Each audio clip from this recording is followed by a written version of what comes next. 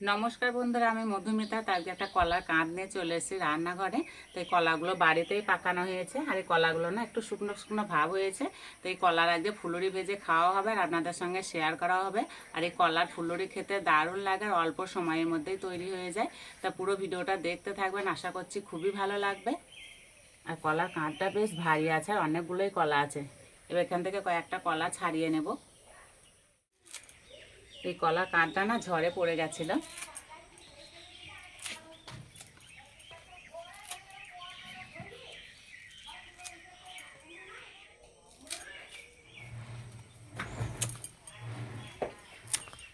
এগুলো রেখে দেবো, বাড়িতে খাওয়া হয়ে যাবে। এবার কলাগুলো ছাড়িয়ে নেব।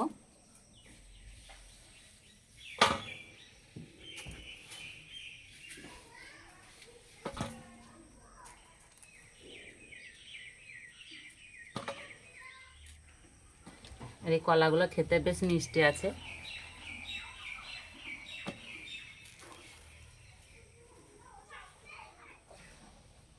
এই কলাগুলো একটু চটকে ভালো করে মেখে নেব।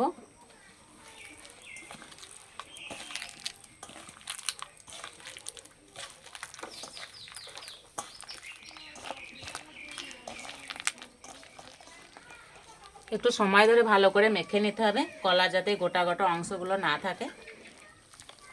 ভালো করে মেখে নিয়েছি, এই যে কলার গোটা গোটা ভাবটা আর নেই। এবার এর মধ্যে দেব ময়দা, চালের গুঁড়ো। এখানে আমি 2 চামচ মতো সুজি নিয়েছি। সুজিটা মোটামুটি আধ ঘন্টা মতো ভিজে রেখেছিলাম। এবার এই সুজিটা দিয়ে দেব। এতে বড়াগুলো একদম নরম ফুলকো ফুলকো হবে। দেবো কালো জিরে। কালো জিরে সেন্টটাই বড়াতে খুব সুন্দর ভালো লাগে। এবার দেবো গোটা মৌরি, দেবো অল্প একটু নুন, চিনি। মিষ্টিটা যে যেরকম পছন্দ করবেন সেইভাবে দিতে হবে। এবার একসঙ্গে ভালো করে মেখে নেব।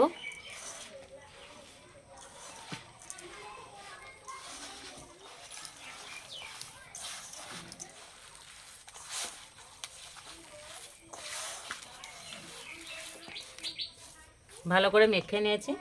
আর এখানে জাল দেওয়া গরুর দুধ নিয়েছি। এবার অল্প অল্প দেবো আর মাখবো।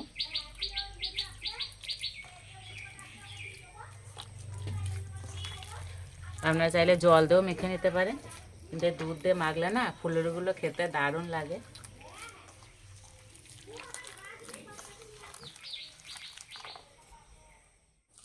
এই ফুলুরি ভাজার জন্য মেন কাজ হচ্ছে এই ময়দাটা একটু সময় ধরে ঠেসে ঠেসে মেখে নিতে হবে। এই মাখাটা যত ভালো হবে না ফুলুরিগুলো তত সুন্দরই তৈরি হবে। আর ঘনত্বটা ঠিক এইরকম হবে, খুব পাতলাও হবে না, খুব মোটাও হবে না। এবার ঢাকা দিয়ে কিছুক্ষণের জন্য রেস্টে রেখে দেব, এতে চিনিগুলো গলে যাবে। এখানে আমি কোচানো নারকেল আর 2টা এলাচ নিয়েছি, বেটে নেব। এই নারকেল বাটা দিলে না ফুলুরির স্বাদটাই পাল্টে যাবে।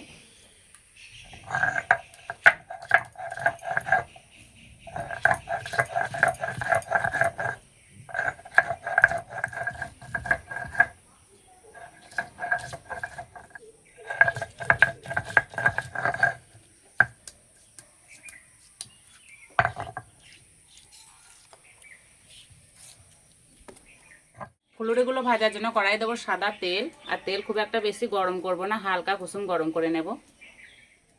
চাপাটা খুলে দেব। এবারে নারকেল বাটাটা দিয়ে দেব। আবার একসঙ্গে ভালো করে মেখে নেব।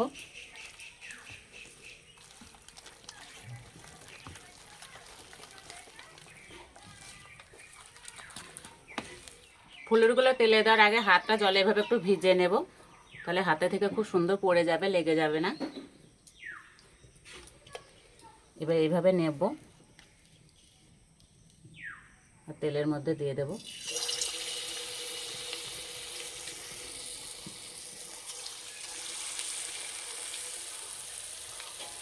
বেশি জোরে জাল দেব না, হালকা আঁচে ভেজে নেব।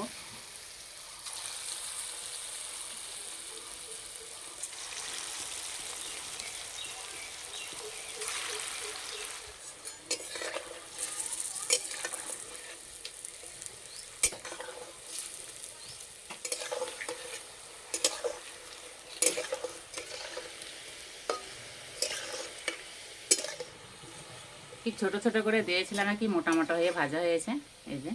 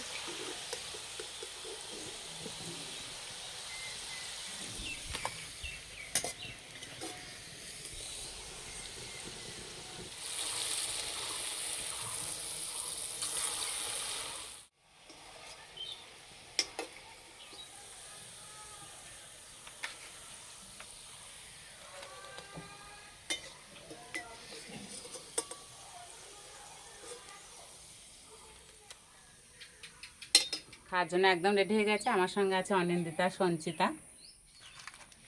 আর বন্ধুরা, অনেক সময় কি হয়, কলা খাওয়া হয় না, সেই কলাগুলো শুকিয়ে যায়, কলার গা কালো হয়ে যায়, সেই সব কলা আমরা ফেলে দিই। আর না ফেলে এইভাবে ফুলুরি বানিয়ে খেয়ে নেবেন, খেতে বন্ধুরা দারুণ লাগে। নাও সঞ্চিতা, নাও নাও অনিন্দিতা।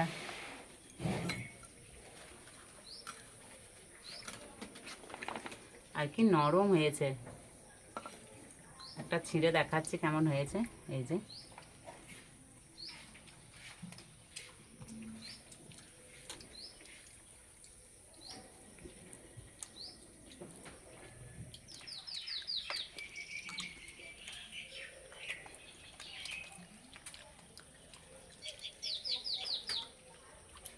খেতে বন্ধুরা দারুণ হয়েছে। আমি যে নিয়মে ফুলুরগুলো তৈরি করলাম না, এইভাবে তৈরি করলে একদম নরম তুলতুলে হবে, ঘন্টা পর ঘন্টা রেখে দিলেও নরম থাকবে।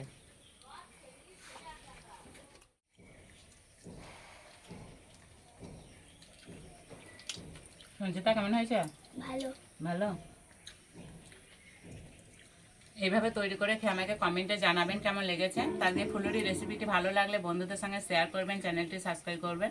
আজকে এই পর্যন্ত, আবার অন্য কোনো রেসিপিতে দেখা হবে। সবাই সুস্থ থাকবেন, ভালো থাকবেন।